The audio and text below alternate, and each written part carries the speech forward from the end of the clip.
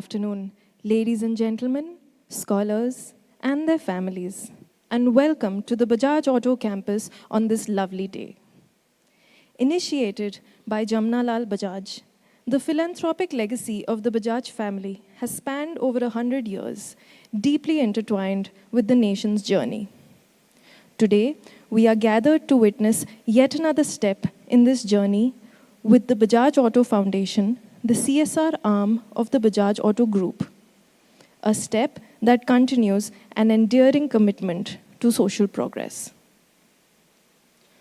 To mark the beginning of this event, I'd now like to invite our chairperson, Ms. Kiran Majumdar-Shaw, Executive Chairperson, Biocon Limited, and Mr. Rajiv Bajaj, Managing Director, Bajaj Auto Limited, near the stage for the ceremonial lamp lighting.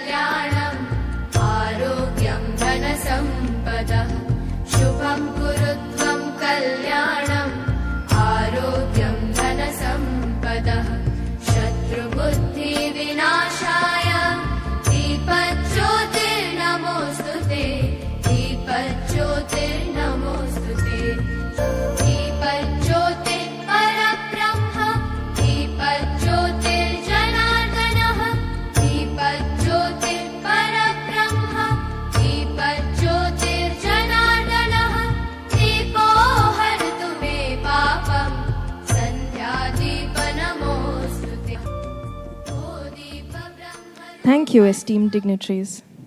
I would now like to invite Ms. Nabika Gilani to the stage for the opening address.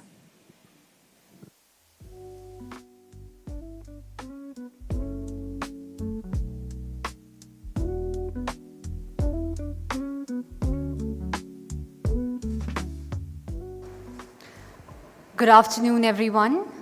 The Rupa Rahul Bajaj Scholarship for Women in Engineering is built in a simple but powerful belief that when talented young women are empowered to pursue engineering, the impact extends far beyond their individual successes.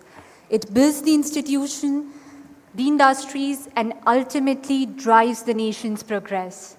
This scholarship is an expression of that belief and of a long-term commitment to India's engineering excellence. To begin, I would like to present to you the spirit behind this initiative.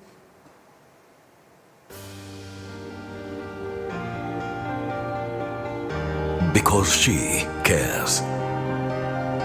Because she is patient. Because she is intuitive.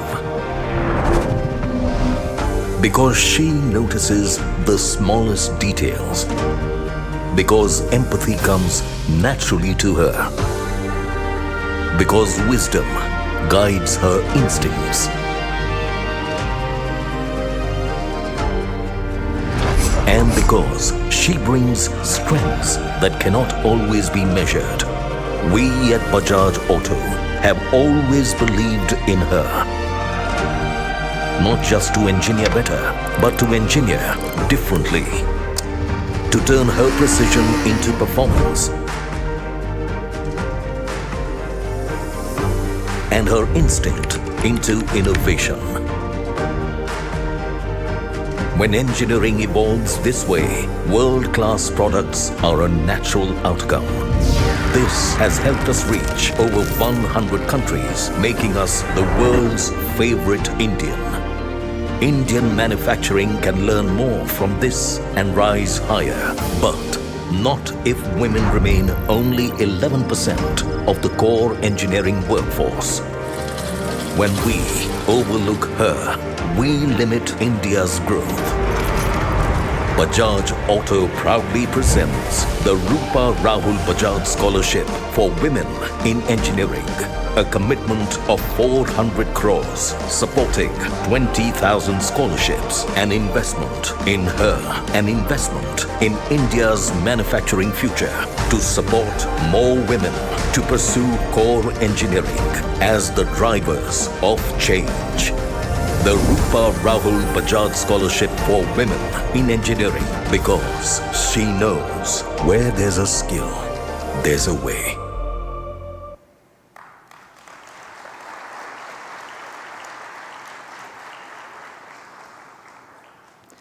Our vision is to build India's most aspirational scholarship for women in engineering. And supporting this vision is a commitment of 400 crores, giving 20,000 scholarship awards over the next decade.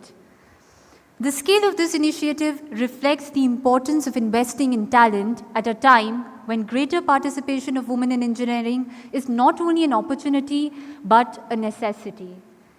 Today, this program stands as India's largest program of scholarship that's dedicated exclusively to women in core engineering. The vision of the scholarship is reflected in the way the program has been designed. The scholarship offers financial assistance of up to 8 lakh per scholar across the duration of their degree. It identifies some of the country's brightest young women through a highly competitive selection process. It is also distinguished by its exclusive focus on core engineering disciplines, an area where dedicated opportunities for women continue to be limited. But most importantly, it is conceived as a scholarship that goes beyond financial aid. The objective here is not to merely finance the engineering education, but to create an enabling ecosystem that empowers these scholars to realize their full potential. And eventually, every selected scholar becomes part of something larger than the individual award. That is, a growing community of talented young women engineers. Our commitment does not end with the award of the scholarship. Rather, it begins here. That belief is reflected in what it means to be a Rupa Rahul Bajaj Scholar. The scholarship is not a one-time award, but it is a multi-year engagement journey of growth, learning, and development. The journey begins with building the foundations through mentorship, life skills development, and community building. As the scholars progress through their academic years, the engagement evolves towards technical development, professional exposure, and industry interactions. By the final year, the emphasis shifts towards workforce readiness through career guidance and placement support. And after graduation, scholars continue to be part of the program through a growing alumni network, thereby creating a cycle of support for the future cohorts. The response to the scholarship in its inaugural year has been extremely encouraging. Launched across the 40 leading engineering institutions in the country, the program received over 3,200 registrations and more than 1,100 applications. From this highly competitive pool, 506 scholars were selected to be part of the inaugural cohort of Rupa Rahul Bajaj Scholarship. And even more significant is the profile of the cohort that has emerged. Academically, the scholars represent exceptional talent, with 69% of them scoring above 90% in class 12.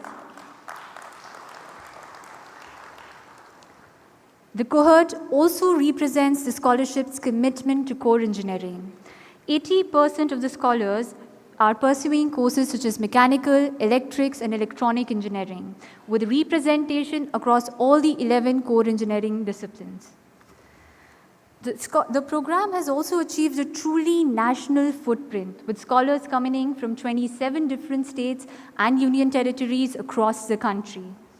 And importantly, 75% of the cohort belong to economically weaker sections of the society. Now, taken together, these numbers give us the confidence that the scholarship is reaching exactly the kind of students it was designed to support. The scholarship is open exclusively to students who have secured admission to India's leading engineering institutions. These 40 partner institutions include premier IITs, leading NITs, and other distinguished institutions. They are all part of a list of India's most respected centers of engineering education. Over the past several months, we have had the privilege of welcoming our first cohort across institutions throughout the country.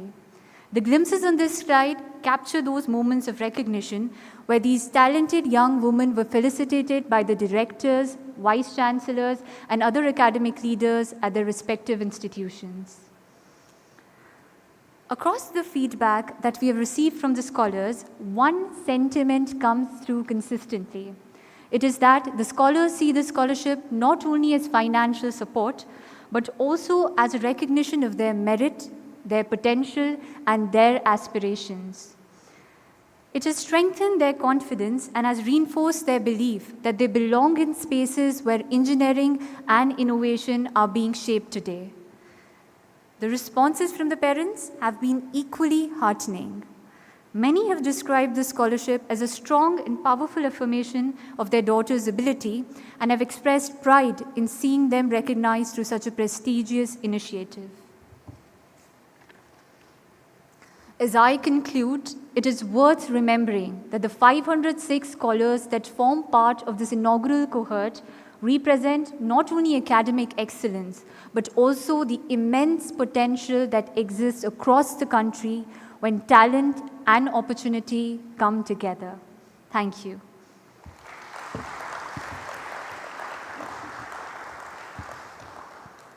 I would now like to invite on stage Mr. Rajiv Bajaj, the Managing Director of Bajaj Auto, to address the gathering.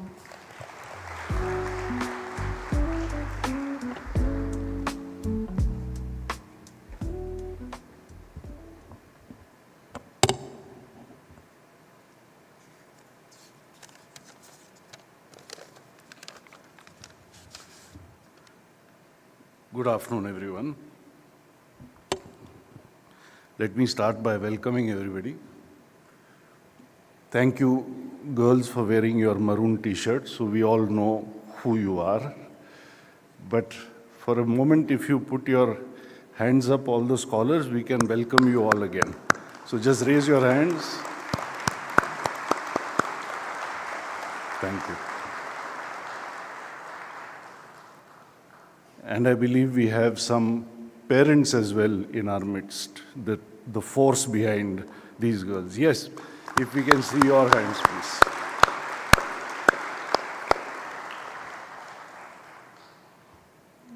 Welcome to all of you. You are aware that we also have in our midst Kiran, Ms. Kiran Mazumdar-Shaw, chairperson of Biocon, and so many other things that undoubtedly you are all aware of. Kiran has come all the way from Bangalore only to meet all of you. So please welcome her very warmly once again. And while you may know a lot about her, what you may not know, I would like to tell you, which is this, that I am also meeting her for the first time today. And sometime in March, I spoke with Kiran, or rather I messaged her. We had been connecting on phone, but we had never met. I have known her as a friend of my parents, and I requested her that if I put myself in the shoes of my parents, perhaps there is nobody else that they would want on this occasion for this launch more than her. So on that basis, I requested her to come, and she immediately agreed. And here we are all today. Thank you so much, Kiran. Thank you. I would also like to welcome Dr. Vaidya. I have met him also for the first time today.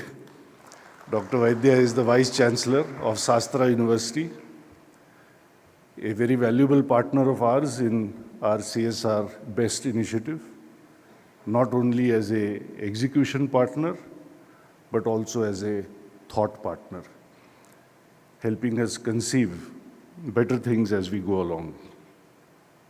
Great pleasure to have you with us. Thank you for making this effort. Of course, I welcome each and every one of you, including I can see some of my old and new friends from the media, so all the media persons as well.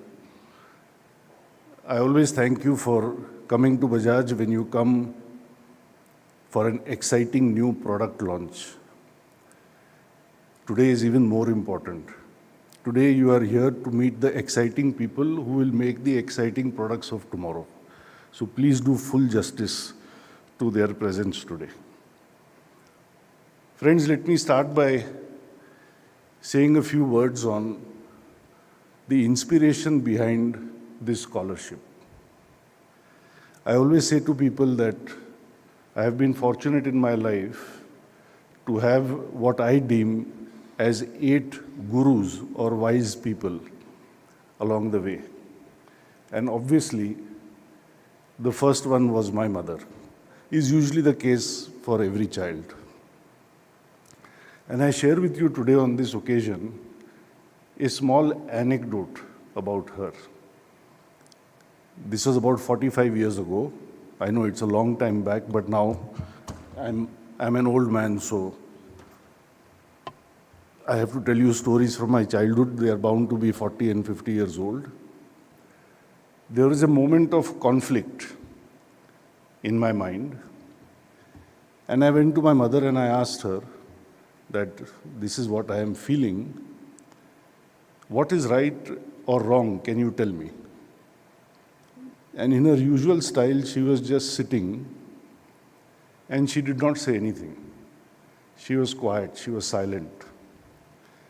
And I waited, maybe 2 minutes, 3 minutes, 5 minutes, but my mother didn't say anything. So perhaps after about 5 minutes or 7 minutes, I asked her again that what do you think? What is right and wrong in this situation? And she said to me something I've always remembered since, and I think I have tried to cultivate it in my work as well. She said to me that you will be faced with many such situations in life. It is not necessary to ask me or to ask anybody else what is right and what is wrong. She said inside all of us, and I will not forget her words, she said there is a small voice, a small voice. She said that is the voice of God in each of us. We call it our conscience. And she said almost in most cases, if you are silent and you listen to your inner voice, you will know what is right and what is wrong. So I suppose somewhere along the way it must have happened that my inner voice may have suggested to me that a scholarship to support, to enable, to empower students, girl students, would be a good idea. So I would like to believe that what happened 45 years ago was the inspiration for what we are celebrating today. But ultimately, somebody has to give shape to this silence also. So for that, I want to thank all my colleagues in the Bajaj CSR team, all of them, led by Sudhakar and Ravi Kiran. They have given shape to this silence in the form of this scholarship. So thank you Ravi, Sudhakar, wherever you are sitting, and everybody at the CSR team. Thank you very much. What is the objective of this scholarship as I think of it in my mind? We spoke about gurus. We are in the city of Pune. We cannot be in Pune and speak of gurus without remembering Osho. Because like him or hate him, you cannot ignore him. So recently I was watching a video of Osho in which he says that man's greatest need, what is man's greatest need? Man's greatest need is to be needed. We all want to feel needed, that we have a place here, we are here for a purpose. Our greatest need is to feel needed. And we all know that we are unique. Each of you has a mind that thinks in a particular way. Each of you has a heart which feels in a particular way. Each of you has a body that does things in a particular way. So each of you, each of us is unique. And we must reflect on this uniqueness to understand that the universe has brought us here for a particular purpose. Each of us is needed. Each of you sitting here is needed, is required by this universe. And all we are doing at Bajaj in terms of the objective of this scholarship, we are just aligning with the way of the universe. The universe has decided that you are all very important people. You are all required here. So we are playing our small role in helping you fulfill the need for which you are here. At Bajaj Auto, we say to each one of us who works here that your purpose at Bajaj Auto should be only one. That through the time that you spend here, doing whatever is your work over here, may you become the best version of yourself. You don't have to compare with anyone else because you are all unique, you are all special. You just have to be the best that you can be. So our objective with this Rupa Rahul Bajaj Scholarship for Women in Engineering is simply to play a small role. Much bigger role is played by your parents, by your teachers, by your colleagues, to play a small role to help make this happen for all of you. Every objective must stand on some principles. So taking advantage of your presence, I wish to share with you 3 principles that another wise person shared with me in May 2005. So fortunately only 21 years ago, not 45 years ago. And he said this to me. He said, if there is anything that can be called a truth in life, then there are only 3 truths in life. First is change. Change is a truth.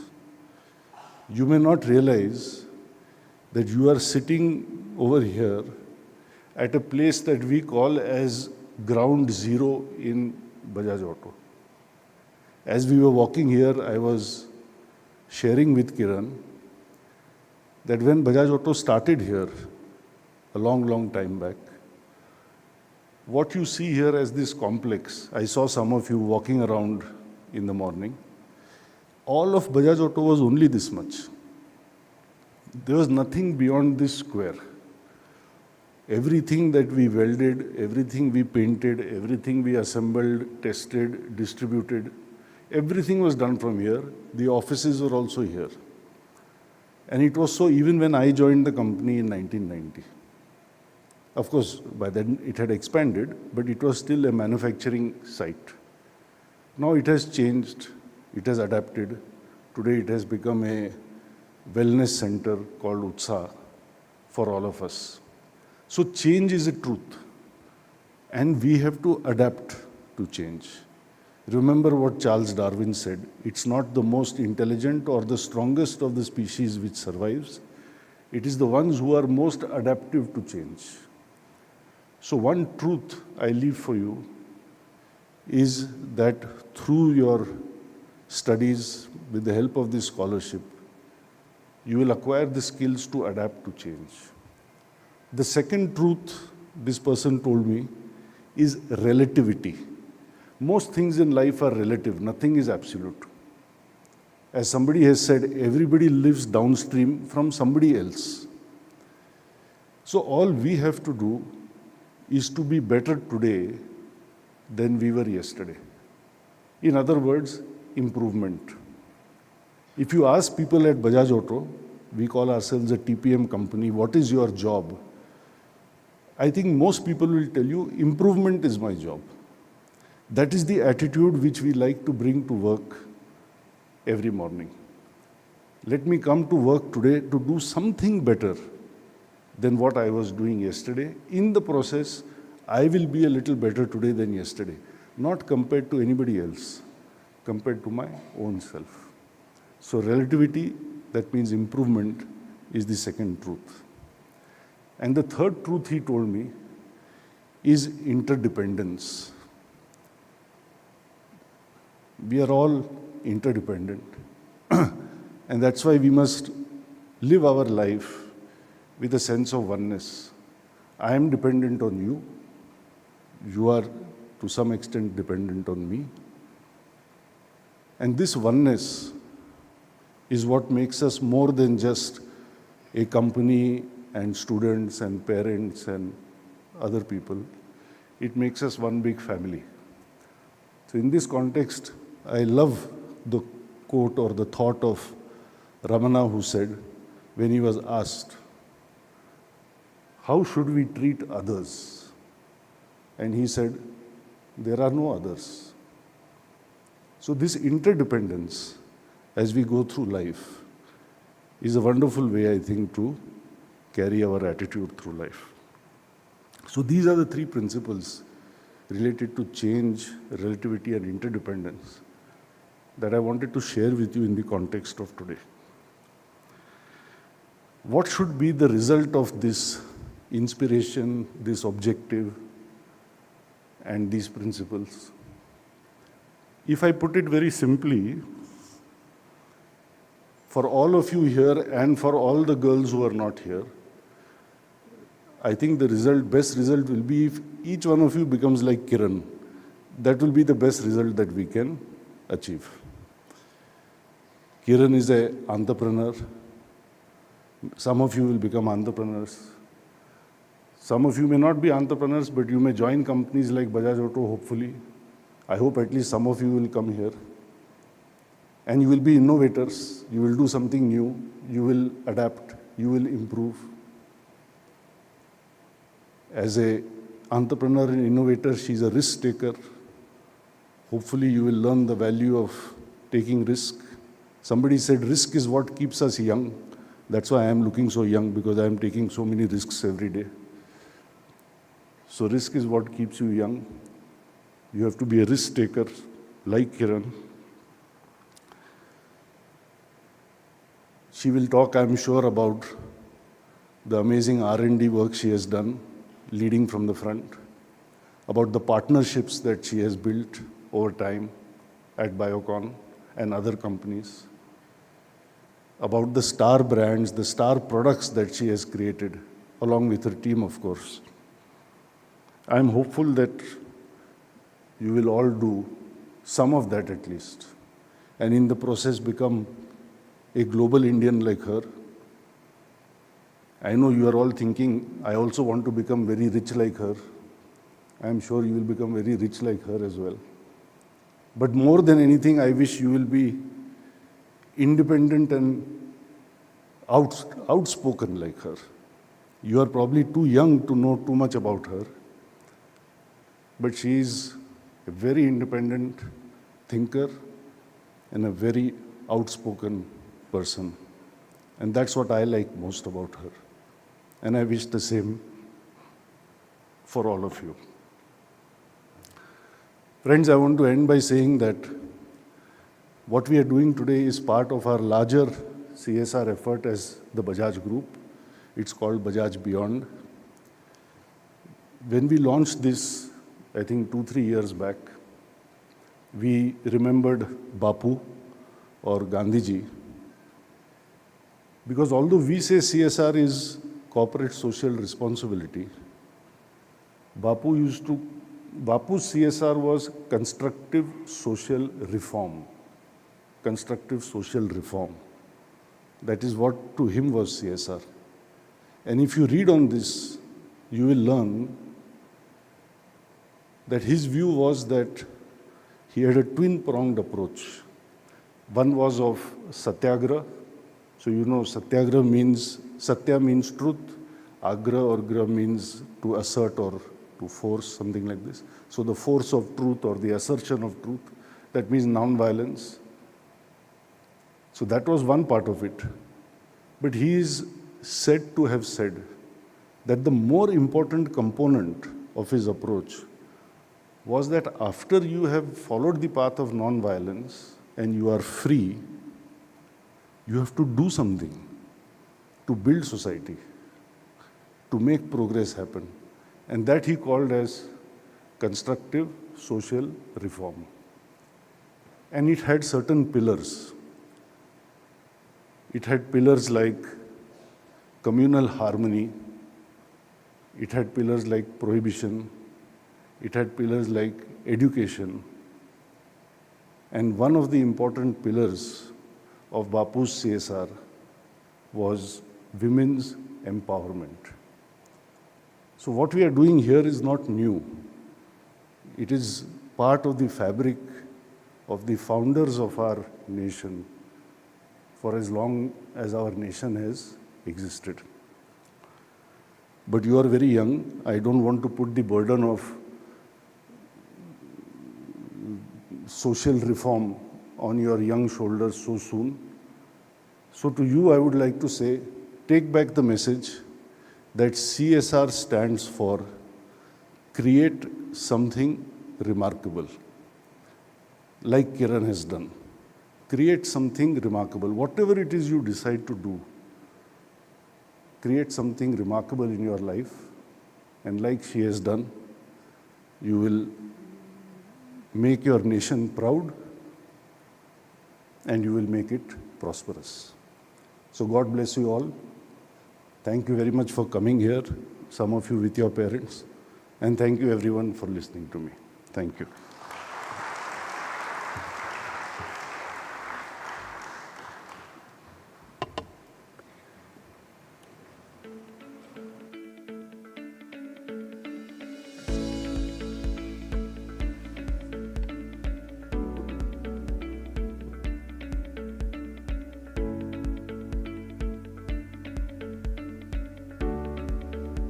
May I now invite Mr. Rajiv Bajaj and Ms. Kiran Majumdar-Shaw to the stage to unveil the logo of the Rupa Rahul Bajaj Scholarship for Women in Engineering.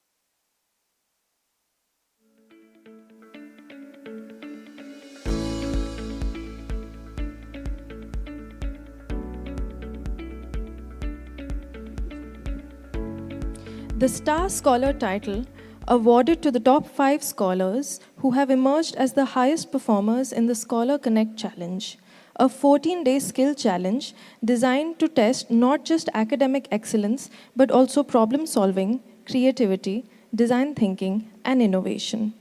Through challenges in reverse engineering, these scholars demonstrated exceptional technical aptitude, analytical thinking, and the ability to apply engineering concepts to the real world. May I now invite the scholars on stage for their felicitation. I'd now like to invite Ms. Tanvi Manish Kulkarni from IIT Banaras.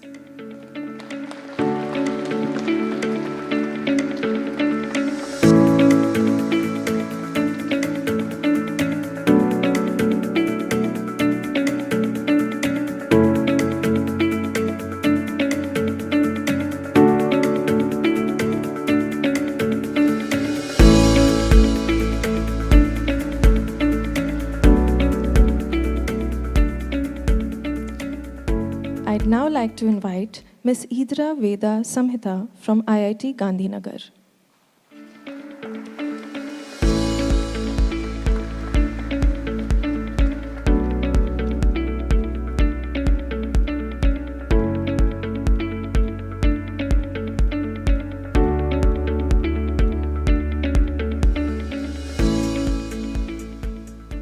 I'd now like to invite Ms. Sufia Ansari from Jamia Millia Islamia University.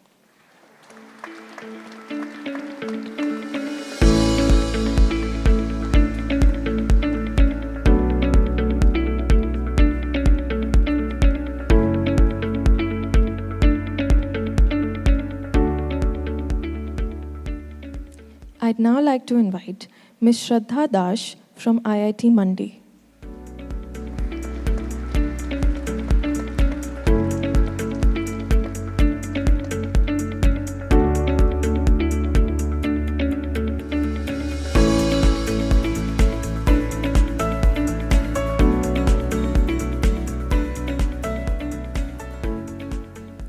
I'd now like to invite Ms. Vaidoria from NIT Trichy.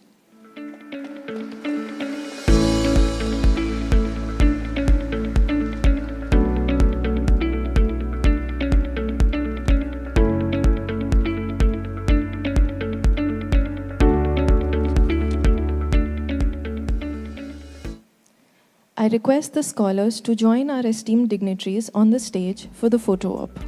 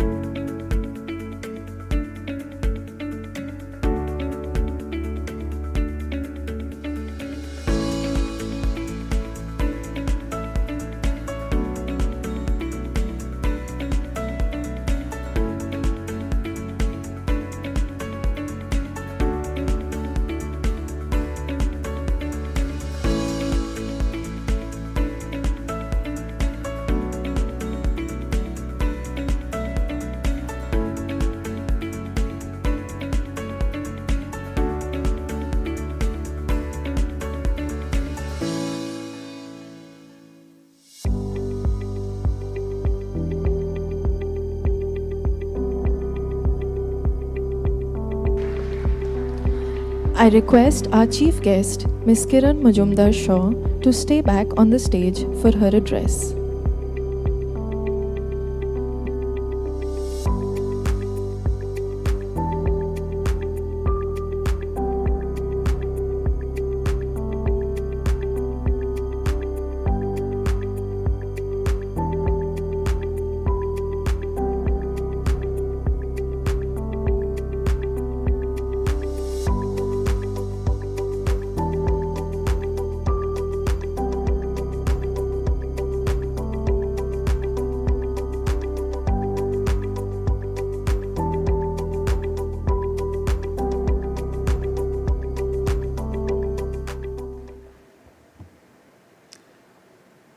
What an awesome feeling to be here in this wonderful auditorium filled with so much energy and so much potential.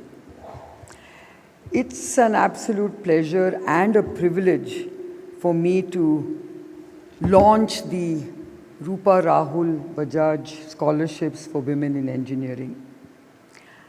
And this is especially meaningful for me for 3 reasons.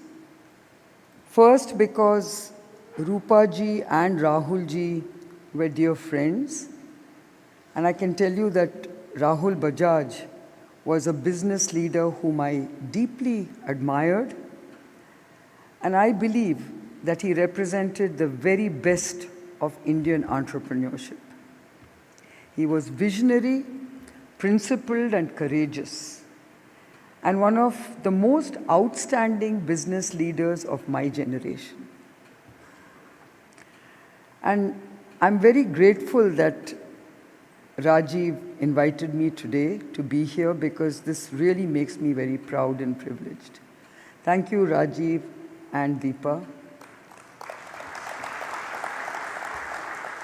The second reason is because these scholarships recognize and create opportunities for women in engineering, a community to which I proudly belong. As an engineer, I understand both the challenges and the transformative power of opening doors for talented young women to pursue their ambitions. And I've always believed that engineering is the translation of science into technology. And what good is science if it does not serve the needs of humankind? And that's what technology does. And thirdly, because this initiative comes at a pivotal moment in our nation's journey. Across India, women are taking bold strides in science, technology, innovation, and entrepreneurship. And they're helping to shape a new era of Nari Shakti that will strengthen our nation's capabilities, and I do believe that it will propel us towards global leadership in both science and technology. The Rupa Rahul Bajaj Scholarships are therefore much more than a financial award. They are an investment in talent, aspiration, and opportunity, and a powerful affirmation that the future of engineering, and indeed the future of India, will be shaped by the achievements of women. When a nation invests in its young women, in their education, capability, and leadership, it is investing in our future, our collective future. And today, as I look at all of you, I see that investment taking shape. 500 scholarships, 500 young women who have earned their place here on merit. That is not a small achievement. And I want to begin by acknowledging that. And many, many, many congratulations to all of you.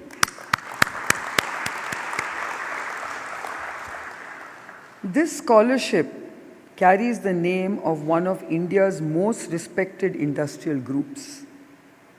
The Bajaj Group has always stood for engineering excellence, nation building, and responsible business. And I think you should feel proud that you're going to belong to this family and become the ambassadors of such a bold and important brand that has built our nation. By investing in the education and aspirations of 500 young women engineers, it is making a statement about the kind of India we want to build, one that draws on the full potential of its talent. The initiative reflects a powerful belief that when the right support meets the right talent at the right moment, transformational outcomes follow. I am not standing here because everything went smoothly for me. I'm standing here because I did not let obstacles stop me from achieving my dreams. And that's a message I want to share with all of you. I just want to share with you parts of my early journey. I was 25 when I started Biocon with a very modest capital of 10,000 rupees. And I started it in a garage in Bangalore. In the 1970s, entrepreneurship was an unusual career choice for women, and biotechnology was virtually unheard of as an industry sector. I was daring to start a business in a male-dominated society, and that too in a sector that hardly anyone was familiar with. So you can imagine the challenges that I went through. I always called it foolish courage because I didn't know what I was getting into, but I knew I wanted to build something. So to all of you here, I want to tell you that you have to pursue your careers with wanting to do something important that will make our country a better country. For me, I faced many challenges. First and foremost, recruiting people itself was a big challenge for me because nobody wanted to work for a woman employer. You know, I had to establish credibility with almost everyone. Banks didn't want to lend to me because they looked at me, they considered me high risk. I had no collateral to offer. They didn't understand what biotechnology was, and I had no business experience. So I was very high risk in every sense. Even suppliers felt uncomfortable dealing directly with a woman, and some even asked me whether they could speak to my manager, and what they meant was it better be a man. Capital, as I said to you, was very difficult to access. So apart from the credibility that I didn't have with the bank, even today I feel that young entrepreneurs, and especially young women entrepreneurs, have a great difficulty accessing capital, and we must do something about this as business leaders, and I'm trying to do as much as I can. But I was determined to build something important. I wanted to make sure that biotechnology as an industry found its place in our country. And I wanted to show the world that it was possible to create something that delivered innovative, high quality, high technology products right here in India based on cutting edge research. And all I can say, looking back on my journey, I think I have succeeded against these odds. Why? Because I was driven by a sense of purpose. And I want all of you to remember that purpose is a very important part of professional success. Today, of course, Biocon is recognized globally for innovation and has shown the world that science and technology can indeed be built in India. And that is why I am optimistic when I look at all of you.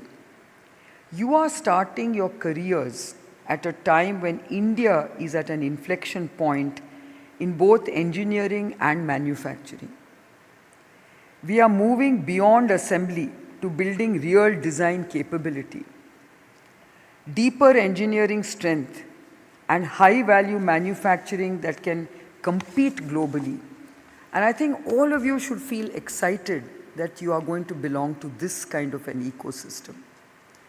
And so make sure that you do justice to these scholarships that are being awarded to you, because you have a very important role to play in shaping our country and building a very strong strength in a science and technology-led innovation.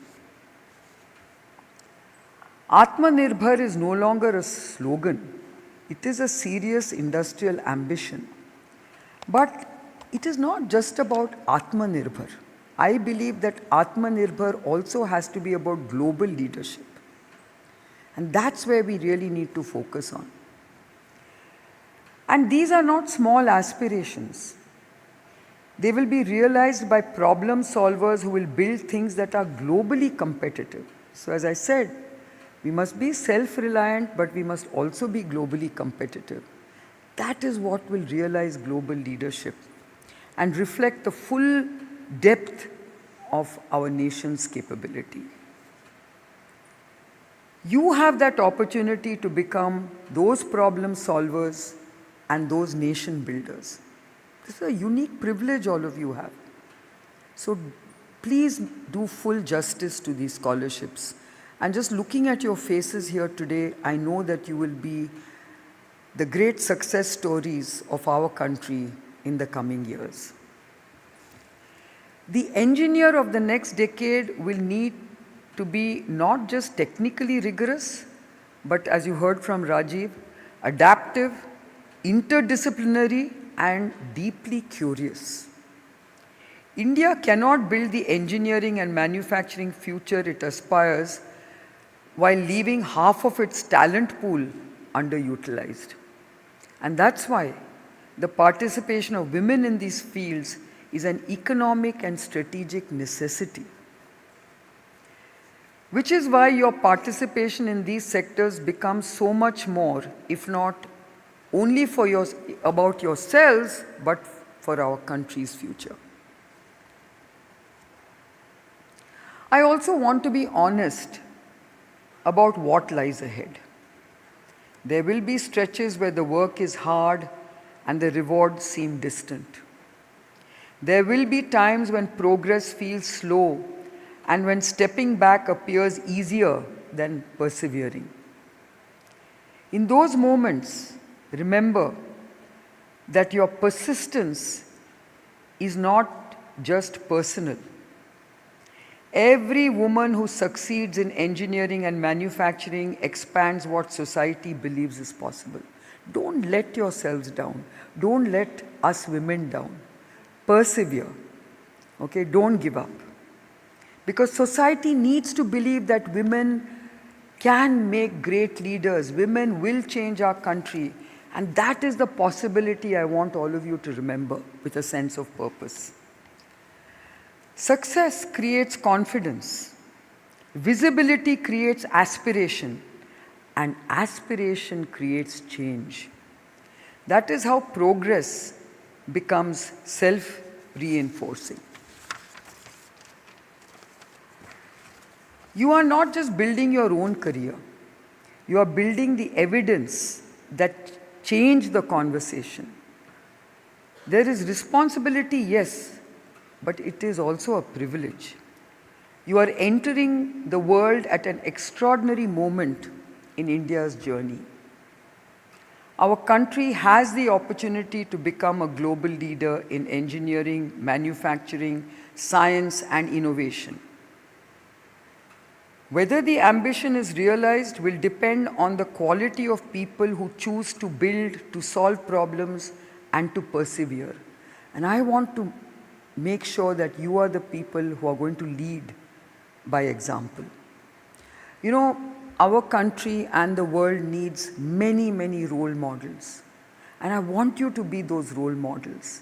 Those role models who are going to really create an enormous ecosystem of women in engineering, women in STEM. This is what our country needs to really draw their strength from. For far too long, we have excluded women from the economic mainstream. I know what a struggle it was for me, but today it really inspires me to see so many young business entrepreneurs, entrepreneurs in biotechnology, entrepreneurs in digital technologies, and it makes me very happy and very optimistic for the future of our country. I hope that many years from now, when people speak about India's rise, some of the companies, technologies, and ideas they celebrate will have been created by women sitting in this room today. So congratulations once more, and I wish each and every one of you a future filled with purpose, achievement, and the confidence to pursue your dreams. Thank you.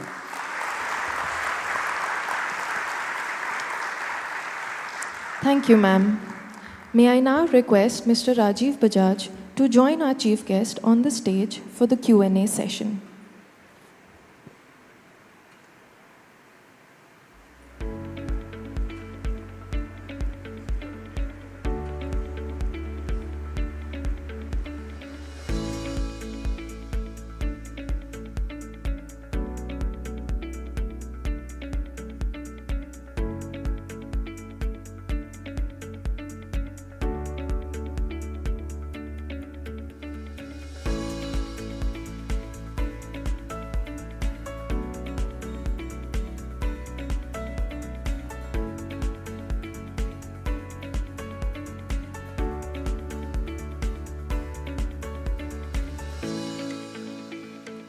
The media is requested to state their publication before their question.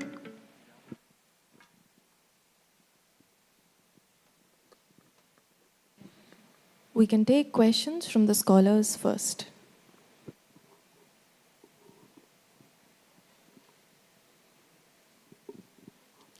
Yeah.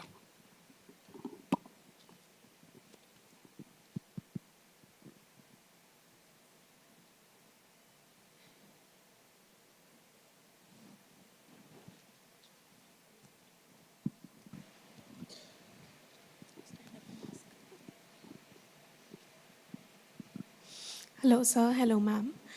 I wanted to ask that when you are, on the verge of starting something new, be it an entire startup or a new product or anything, you've thought of it, you're excited, there is an adrenaline rush that, wow, I'll do something crazy. But when that is over, what is the first step you take? Because that always seems like the hardest part. One seems to think of it, be excited, make projections and all of that. But when it comes to ground reality, there is a bit of a struggle before things starts, going smoothly. So let me, that's a very, very good question. And when I reflect back on my journey, I remember asking myself that same question. How much do I have to plan? How much do I have to really challenge what I'm trying to do? How much do I need to really do before I really take that first step? And finally, the answer came to me saying, just start. Nothing is laid out. Nothing that you plan will work out. But it's learning by experience, and you learn as you evolve. But if you don't start and you constantly keep doubting yourself that you're not ready, you will never be ready. So my message to you is start. And that starting point allows you to progress. Thank you so much, ma'am.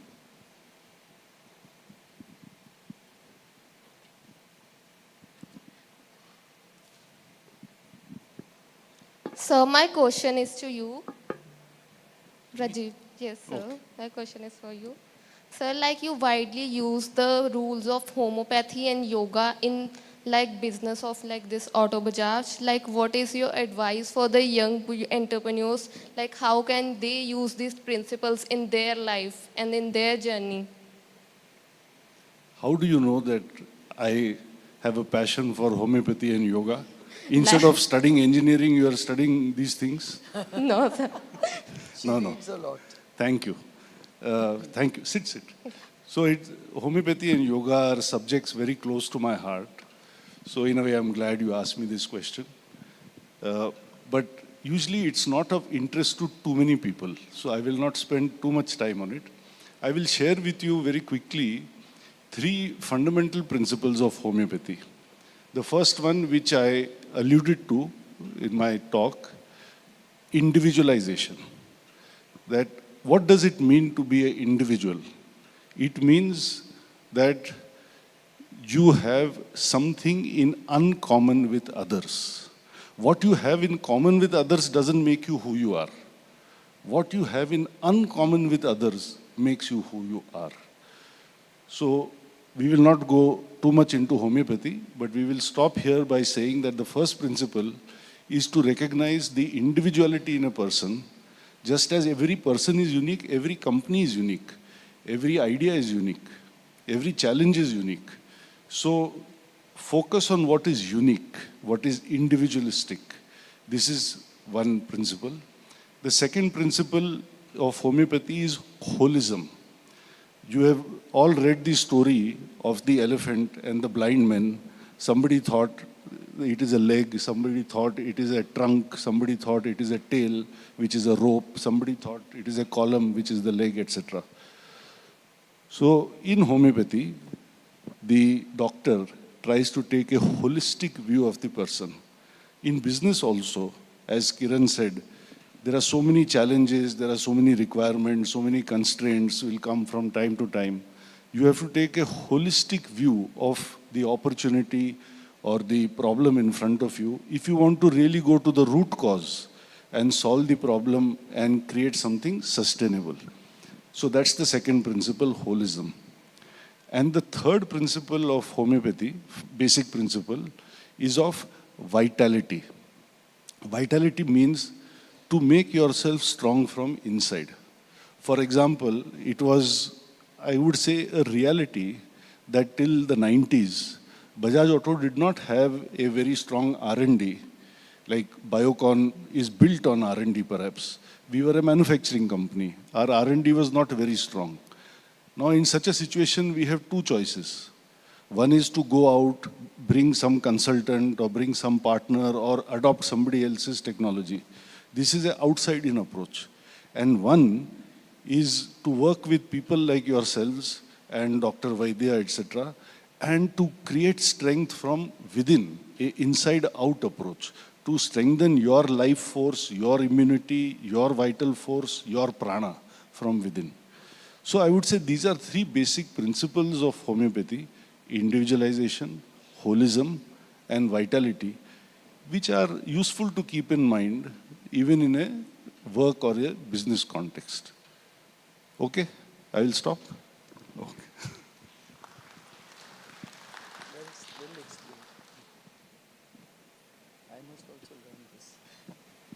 Good afternoon, sir. Good afternoon, ma'am.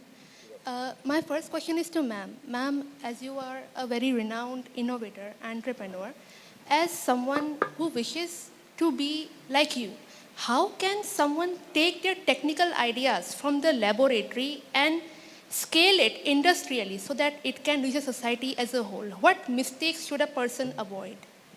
First and foremost, you should make mistakes. That's my first message to you. You have to be a risk taker to be an entrepreneur.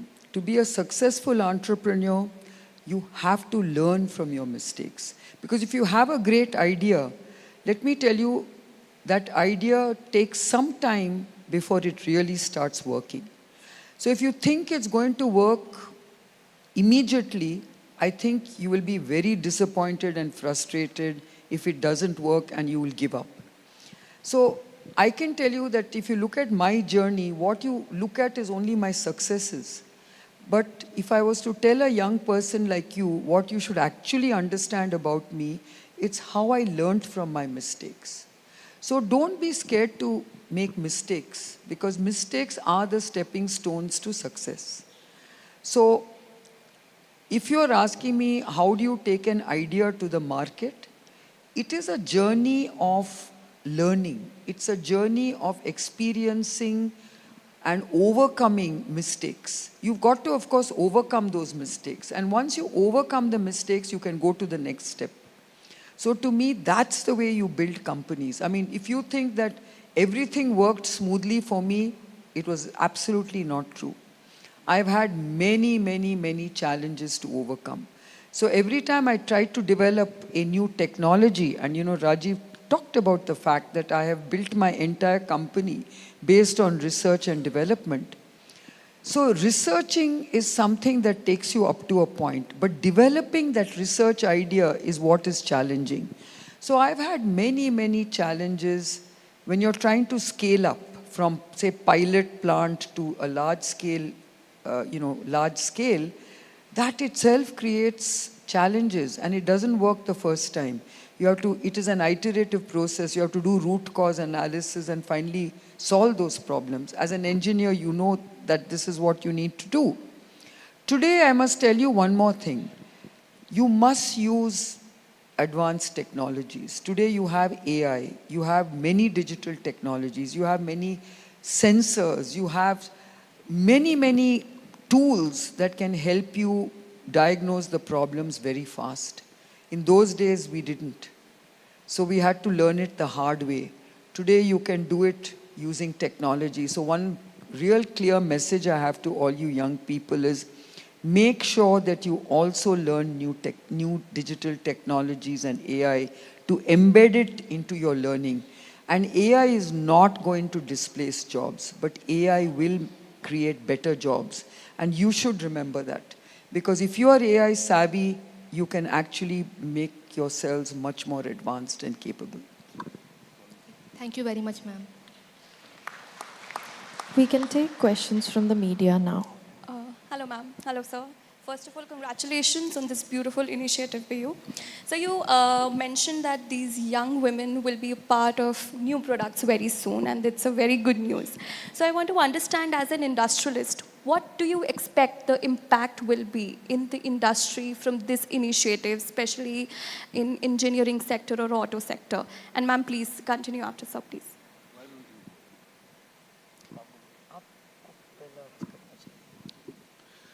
The most important thing, according to me, in industry, when we have more girls, more women, is that it will be a more beautiful place to work. This is the first most important thing. But more seriously, I don't want to make it a men versus women issue. That's not the point. In industry, as we have both mentioned, we need to be competitive, we need to be globally competitive. All that counts is merit, meritocracy. The reason these girls are here is not because this is charity. They are here on their strength. 90%, 93% median marks, and the finest of the colleges they have got admission to. So my expectation is simple, that this early excellence that they have already experienced in their early life, if we can embellish that a little bit, support that a little bit, enable that a little bit, and help them along the way, then in the spirit of interdependence that I referred to, what is good for each of them is bound to be good for industry and for society. But you have raised an important point, and there is a specific response to that which Kiran actually mentioned to me while sitting there, but I think she forgot to mention in her talk. No, I would like to mention it now. So listen to it from her. So I think, just to add to what Rajiv said, I think it's extremely important for us to remember that when you look at manufacturing jobs, you don't think of women. I know that when I returned from Australia as a qualified brewmaster, and I kept trying to get a job because that was what my original intention was, I was turned away from every brewery saying, this is not a place for women. We cannot employ a single woman in our workplace because there are no facilities for accommodating a woman on the manufacturing on shop floor. Today things have changed, and I think every one of us is making a conscious effort to change the manufacturing dynamics. We need more women on the shop floor. Today, of course, women are populating research labs and quality control labs, but we need to see them on the shop floor.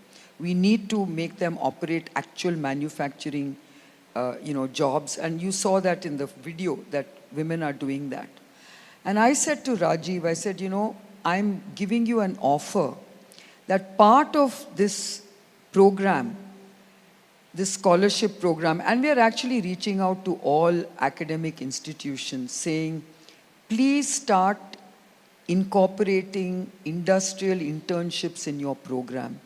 And Biocon is ready to offer industrial training programs at our manufacturing sites for women, because I think we are very, very keen to provide that industrial internship program, because, you know, classrooms can only take you so far, but hands-on experience as a part of that education is extremely vital. And we've already started offering a lot of internship programs in partnership with many academic institutions, including overseas academic institutions. But I would love to see many of you come and do those internships at our place.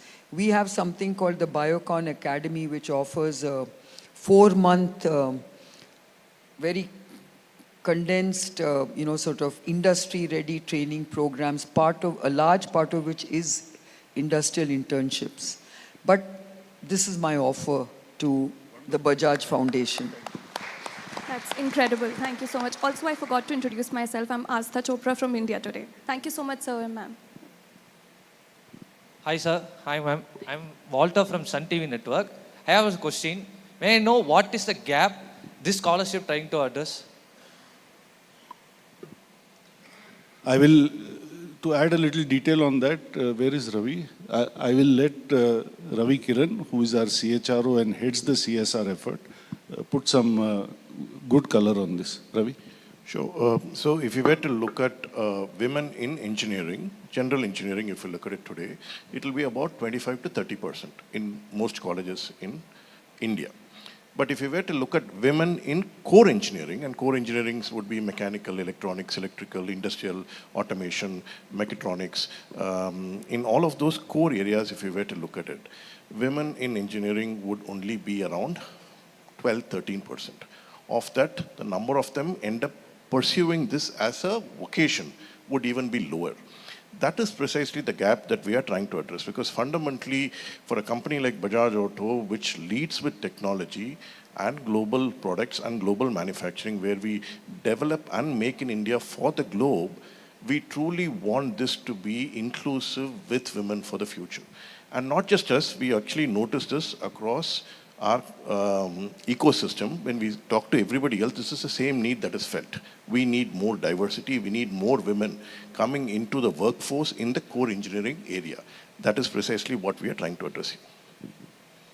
You know, I joined this company in December 1990. I was sharing with Kiran.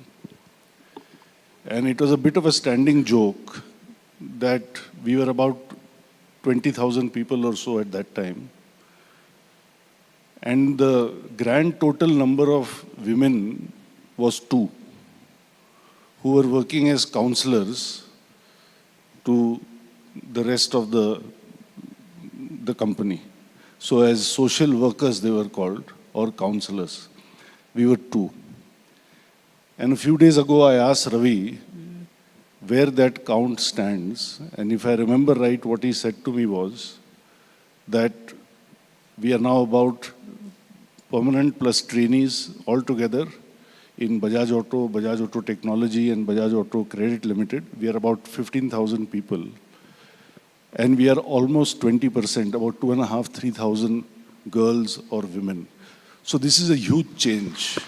And this is the gap that we have to bridge. And I can tell you, when we built our newer plants, for example, in Chakan, our direction to ourselves was that 50% of them, at least 50% of them should be girls. And I think in the newer plants like what we call Chakan 2, if I'm not wrong, 25% or maybe a little more are actually girls. And between the months of February and April this year, I visited some of our plants. And I cannot tell you, I didn't visit for any particular purpose like this. I just went to kind of refamiliarize myself with what we are doing. And I was so happy to see in one plant an entire assembly line for big motorcycles was manned 100% by women. So can you believe it? A big Pulsar or Dominar that you may buy and ride tomorrow would be assembled by girls like this on the assembly line. And what was even more heartening in a way to see, which I never expected, at our Aurangabad plant, was that we are today the market leader for electric three-wheelers, and the assembly line that puts in all the components of the EV drivetrain, as we call it, that entire thing manned only by women or ladies or girls, whatever. So it's amazing to see how far, not we have come, how far women have come. So hopefully with a little more support like this, I think all the men in this company will be very nervous that there may be no jobs left for men anymore. We may have only 2 men in the company, everybody else may be women one day. So we are headed in this direction.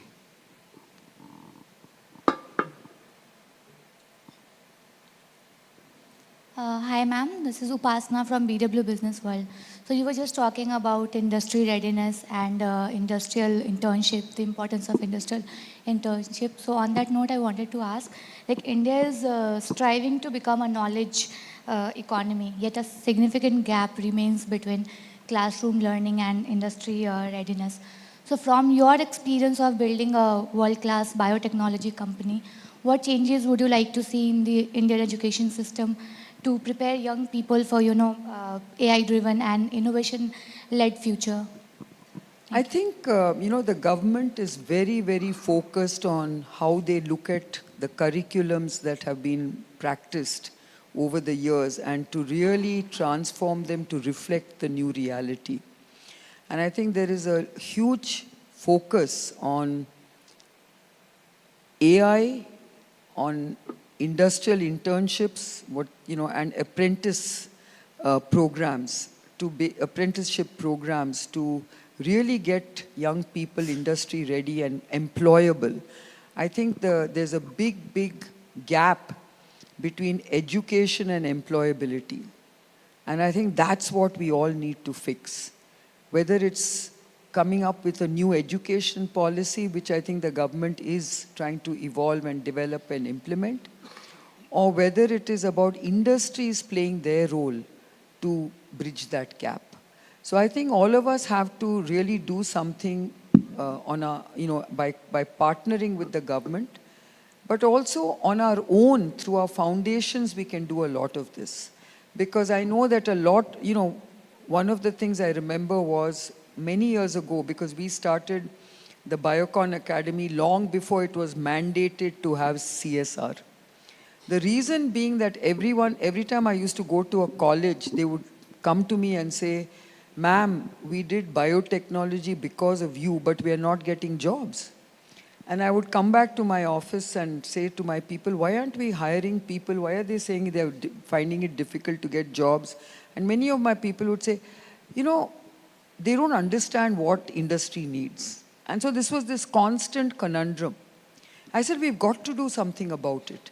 And that's how we started this whole program on biosciences, which actually I started in partnership with a Californian institute who was actually providing these industry-ready programs for a very leading biotech ecosystem in the US. So that's when I said to them, why don't you give us those programs and help us to introduce it in India? And it's been an outstanding success. And believe me, it's very interesting to know that the majority of people who come for those programs are women. Because again, it's on a merit basis. But then again, we always talk about, the funnel effect, where you have a large number of women who actually do very well, like all of you have. But over time, by the time they have to get to the leadership level, fewer and fewer women remain behind. So we have to fix that as well. So I think today, we have had a 100% placement record, and I can tell you that every time a new batch is going to be completing, we get a huge number of requests from all the biotech companies saying, when is your next batch graduating?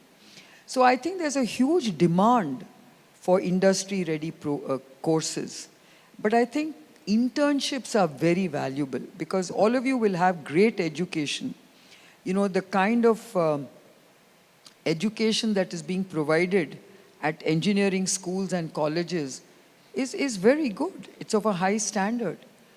But where we lack is in hands-on experience. And that's why industrial, internships are so vital. Thank you, ma'am. Hi, this is Soham Shah with the Indian Express. Ms. Mazumdar Shaw, do you think in 2026, India is where it should be with regards to women in STEM? And if not, how behind are we and what is the most important step to fix it? So to answer your question, I think it's not about women in STEM only. It's about how are we leveraging our STEM strength, whether it's men or women. And I think that's where we need to focus. The innovation engine has to fire up. We need to invest in research, and that's what the government is doing now through all these various research schemes like ANRF and other programs, RDI and PRIP. And I know that in our own case, the Bioshakti investment vehicle is also a very important, initiative. But I think we have to really look at what's happening all over the world. We have the capabilities, we have the talent, and we have the opportunities. But we need to bring them all together. That's where we really need to focus. Because it's not like India missed many, we've missed many opportunities, but it's not like we didn't take any steps. How many of you know that ECIL came 2 decades before Samsung Electronics, right? And we did nothing with ECIL. We were only looking at import substitution. But we never thought about building a global scale, opportunity for us that could have global competitiveness. Similarly, if you look at the semiconductor industry, if you look at TSMC today in Taiwan, it started 20 years after our own semiconductor industry in Mohali. But, but because these have been trapped in only public sector, we have never been, thought about it as a nationwide enterprise for both public and private sector to scale. And therefore, this is the opportunity that we have to lead the world. Let's not miss those boats now, because I believe that we have a lot of capabilities. I've been, talking to a lot of very interesting startups, because I come from the startup capital of the country, which is Bangalore. And every time I look at and discuss something with a new startup, I'm saying, wow, what a cool idea. And all these companies are doing wonderful things, but they should not remain stunted. They need to scale up. And that's where access to capital is so vital. And that's the ecosystem we are trying to create. How do these startups, when they're ready to scale up, I think one of you asked me that question, how do you access capital markets? Because today our capital markets don't allow pre-revenue companies to list, whereas many other stock exchanges allow it. How do you allow a biotech company that is a clinical stage company to list? They don't allow it. Other countries do. So we need to catch up. Today, when I look at our own capabilities, we were ahead of China when I started in the first decade of this century.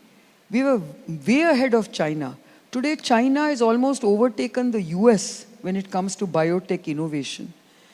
And when I look at many of our academic institutions, there's a lot of good things going on. But we need to invest in deeper research and more advanced research. I'm very optimistic. I can tell you we don't lack the talent, we don't lack the scientific capabilities, but we do lack the investment.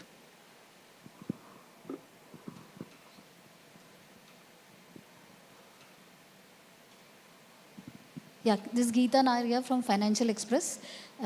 This is a point I want to follow up what Kiran said about the funnel effect and the lack of role models. We do not see women rising up in the manufacturing sector, and especially automotive. Even Bajaj Auto doesn't have too many women at leadership positions. Would you consciously work towards grooming talent who can take leadership position in your company and the larger automotive to make it attractive for these young ladies to join the force? Yes, certainly. I think the short answer is yes. And what you say is true, that while most of the girls or the ladies that work with us are more at the entry or the middle level, we have a few now in the more senior levels, but these things take time, as Kiran explained. And to your question, would we make a concerted effort to, to positively try to make that change happen as much as possible? The answer is yes, we would. We do that every time now when we go and hire. It's not easy because, where do I go and find this kind of a catchment area? But we have to do it ourselves. So as much as things have changed in the last so many years that I gave you the example of, hopefully in the next few years they will change at a faster rate. We can take the last question now.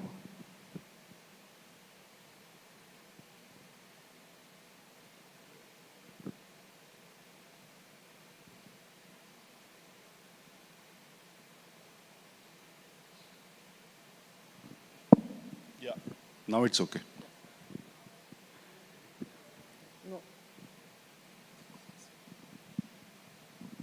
Hi, my name is Benedict. I represent Sustainability Next magazine. I've come from Bangalore. This question is basically a fundamental question. Most of the answer to this, Kiran has just answered about R&D funding and capital. So what can we do, rather jumpstart R&D investment, both by the government and the private sector? Private sector is also complicit. It's less than 1% of the GDP in R&D investment. What really can be done for us in the next 10 years to become a much bigger and developed market in engineering skills? So I'll start with it and I'll let Rajiv complete it. Basically, there is a clear recognition that if India has to have non-linear growth, that it will not happen without research and innovation. And therefore, the country has really taken very important steps of increasing that research investment through various initiatives like grants and interest-free loans and various other mechanisms of hybrid funding for at least startups and companies. But in addition to that, they're also investing a great deal more in academic research because that's where it starts from. In fact, after this, I'm going to IISER Pune, and some of the posters that they have shared with me ahead of my visit is very impressive. There's a lot of good work going on in academic research labs. But I think those ideas need to be taken and translated into industrial opportunities. And we do need to work closely with many of these research labs. I know that, for instance, there's a lot happening in many of these academic institutions. I know that in the south, IIT Chennai or Madras as it's called, is very, very reputed with innovation, and a lot of industries are working with them. IIT Mumbai has that same reputation. So many of the IITs, and I know many of you came from the IIT stable, they are doing a lot in terms of innovation, and industry realizes that they have a lot to gain from them.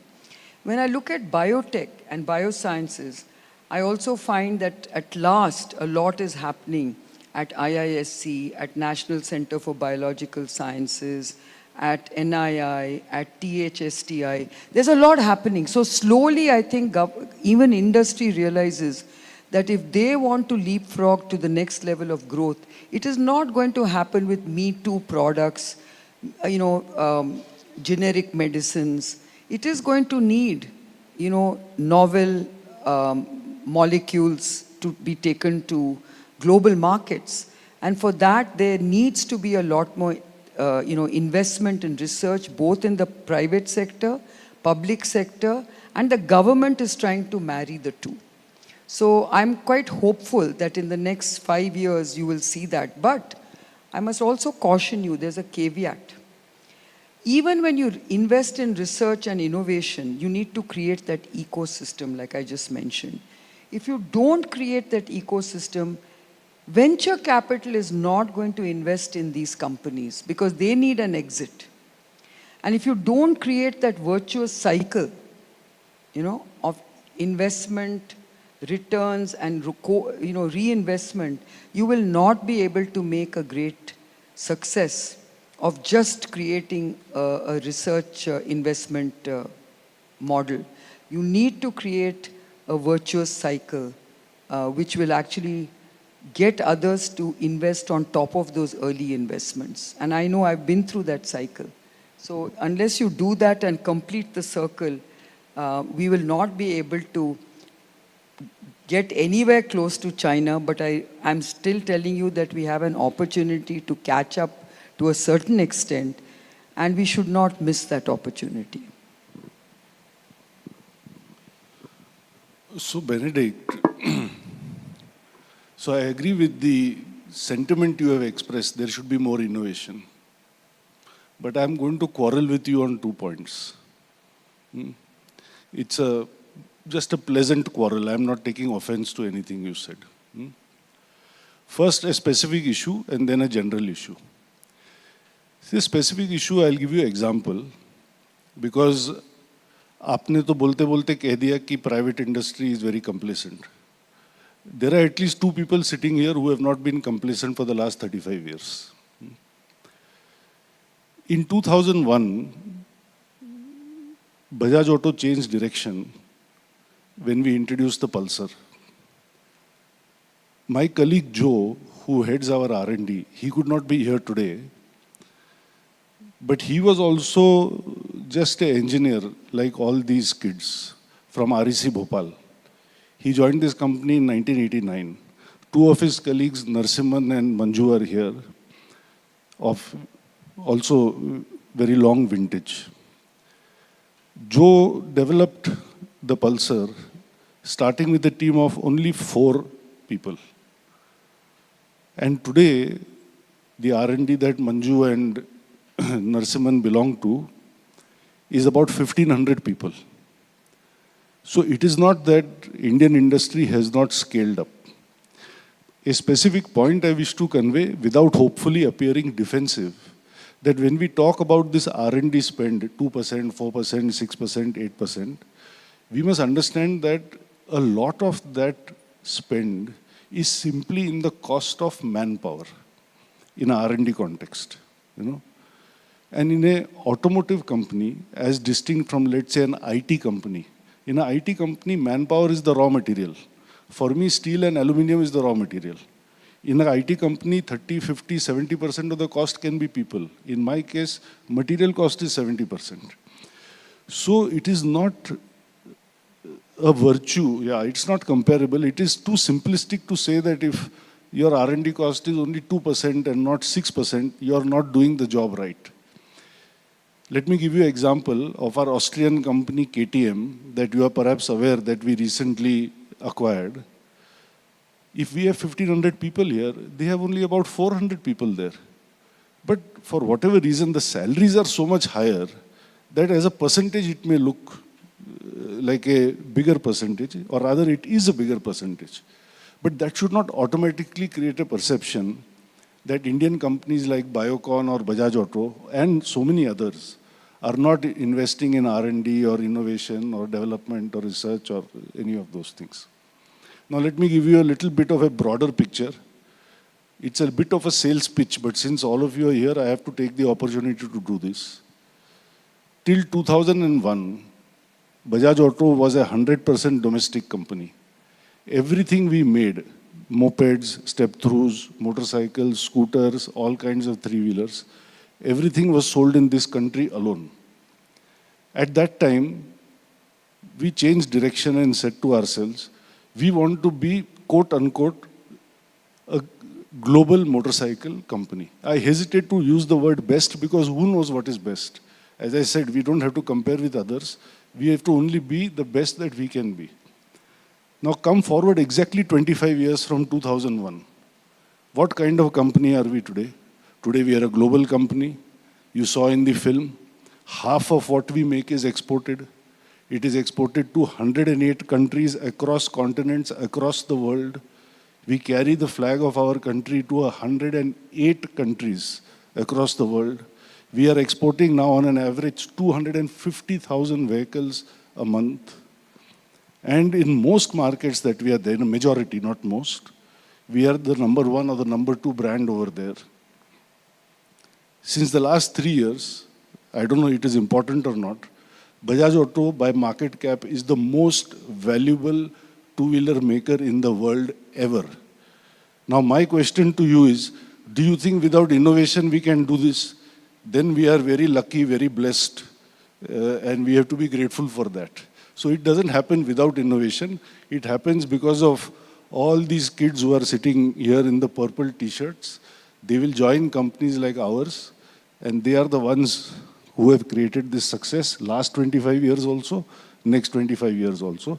But you may say that we need to pay them a little more so the percentage will become more. I will keep that in mind. Okay? Thank you. As we come to a close, I would like to thank our esteemed dignitaries, scholars, a special thanks to the families of the scholars, and our Bajaj employees for making this event truly memorable. Your support and engagement are deeply appreciated. Thank you and have a wonderful day ahead.